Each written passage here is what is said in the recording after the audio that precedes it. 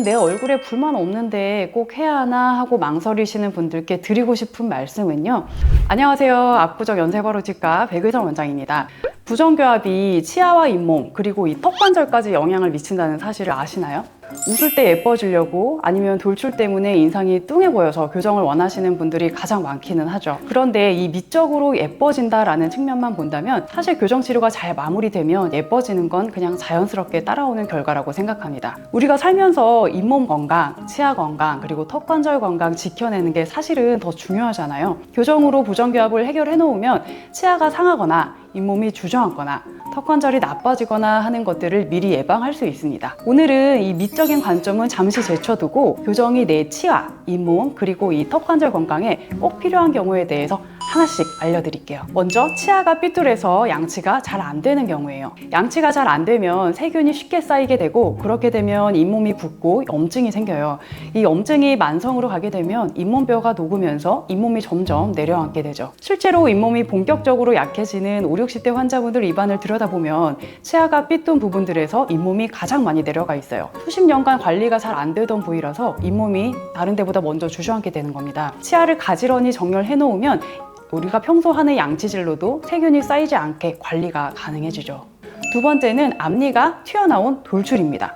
이 앞니가 이렇게 튀어나오게 되면 미관상 안 좋은 걸 떠나서 앞니가 똑 부러져 버리는 외상의 위험이 높아진다는 사실을 아시나요? 특히 신나게 뛰어놀다가 넘어지기 쉬운 어린아이들에서 꽤 자주 일어나는 일인데요. 넘어지면 이 바닥이나 벽에 튀어나와 있는 앞니가 제일 먼저 충격을 받게 돼서 부러지기가 아주 쉽습니다. 실제로 교정하러 오시는 성인분들을 보면 앞니가 돌출되어 있으신 분들이 아닌 분들보다 앞니를 다쳤던 흔적이 남아있는 경우가 훨씬 더 많아요.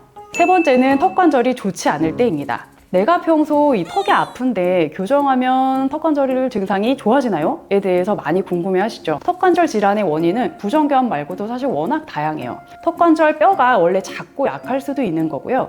이악물기, 이갈이 같은 구강 악습관이 있을 수도 있고 또 알게 모르게 내가 턱관절을 다친 적이 있을 수도 있기 때문에 턱관절이 아픈 게 100% 부정교합 때문이다 라고 할 수는 없어요. 실제로 여러 논문에도 부정교합이나 교정치료는 턱관절 증상과 관련이 없다 라고 나오는 게 대세입니다. 그럼에도 불구하고 저는 경험상 앞니가 깊게 물리는 과계교합이 개선되면 턱이 편해졌다고 하시는 경우를 많이 봤고 또 앞니나 어금니가 거꾸로 물리는 부분, 즉 교합 간섭 때문에 턱의 위치가 불안정한 경우 교정을 통해서 교합을 개선시켜드리면 증상이 완화되는 경우도 많이 봤습니다. 교정을 한다고 해서 턱관절 증상이 100% 좋아진다고 보긴 힘들지만 어느 정도 효과가 있다고 보고요.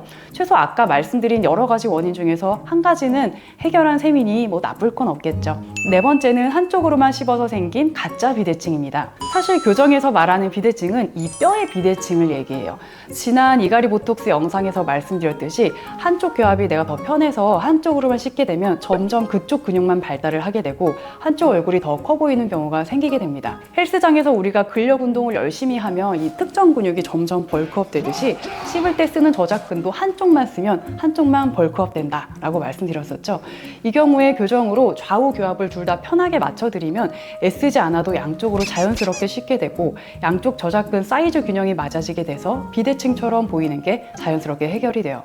마지막으로 다섯 번째는 외상성 교합입니다. 이 거꾸로 몰리는 반대 교합이나 끝단과 끝단이 서로 만나는 절단 교합이 있어서 씹을 때마다 다른 치아보다 먼저 닿아서 세게 부딪히는 부분이 생기면 이런 부분을 외상성 교합이 있다라고 합니다. 불필요한 충격을 끊임없이 받게 되니까 치아나 잇몸에 당연히 좋지 않겠죠. 가장 흔한 경우는 많이 닿는 앞니 부분이 서로 마모가 돼서 앞니 끝단이 점점 갈려나가게 되는 경우고요. 충격의 경도가 심하면 뿌리 끝에 염증이 생기거나 잇몸 염증이 생길 수도 있어요. 이런 외상성 교합은 교정으로 해결을 해주면 치아와 잇몸을 더 건강하게 오래 쓸 수가 있습니다. 지금까지 구강 건강을 위해서 교정을 해야 하는 경우를 하나하나 정리해서 알려드렸어요. 내가 나이 들었는데 꼭 해야 하나? 또는 내 얼굴에 불만 없는데 꼭 해야 하나 하고 망설이시는 분들께 드리고 싶은 말씀은요. 교정을 꼭 미적인 측면만 보지 마시고 이때 치아와 잇몸을 오래오래 건강하게 쓰기 위한 좋은 수단으로 보시면 교정을 안 하실 이유가 없겠죠. 다음에도 여러분들이 궁금해하시는 주제 들고 찾아오겠습니다. 우리 치과 미슐랭 채널 시청해주셔서 감사합니다.